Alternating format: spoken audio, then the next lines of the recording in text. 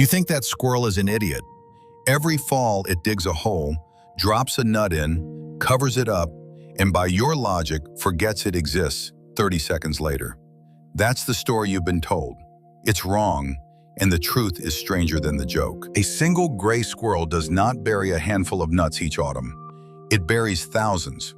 Some studies put the number as high as 10,000 individual caches from a single animal in a single season, scattered across several properties, not just your yard. This breaks the forgetful squirrel myth completely. Recovery studies, where researchers marked caches and tracked which ones were dug back up, show squirrels successfully relocate a significant majority of their own caches months later, under snow, after the landscape has changed, using a form of memory researchers now compare directly to episodic memory in humans. The same category that lets you recall not just a fact, but an event, a specific place in time. How does an animal with a brain smaller than a grape pull that off? The answer is a strategy called chunking, and once you understand it, you'll never look at your lawn the same way again. Squirrels don't scatter nuts randomly. They organize their caches spatially in clusters tied to landmarks, a specific route, a fence post, the base of a particular tree, and they build a mental map layered on top of those landmarks, the same way you might remember where you parked by counting rows in a garage.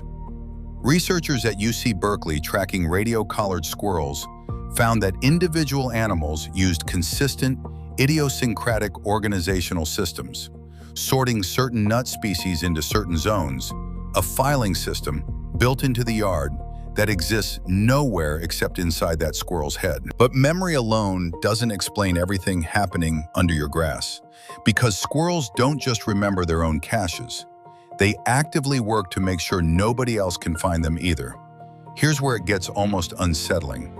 Squirrels have been documented performing what researchers call deceptive caching, digging a hole, going through the full motion of burying food, patting down the dirt, and then walking away with the nut still in their mouth, having buried nothing at all. This isn't clumsiness.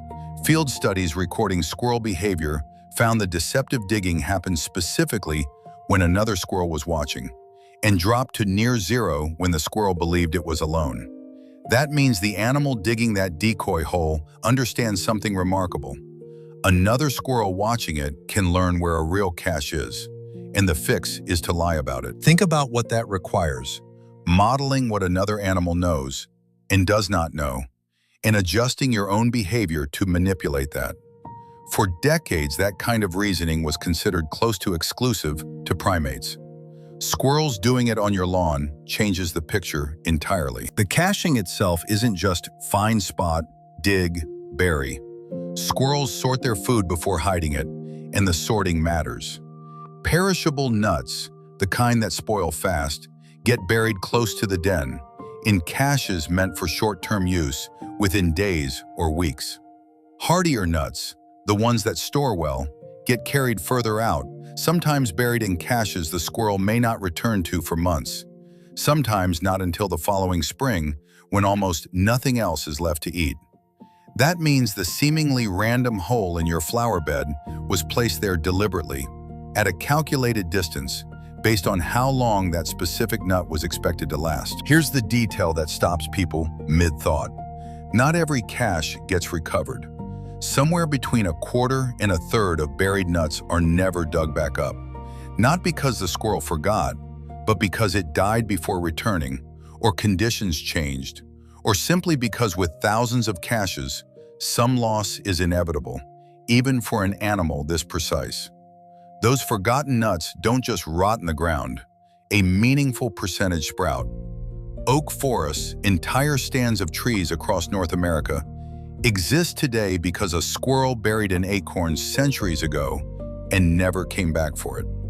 The tree in your yard, older than your house, may exist because one squirrel's memory, good as it is, wasn't perfect. So the next time you watch a squirrel bury something and think you're watching an animal following blind instinct, understand what's actually happening.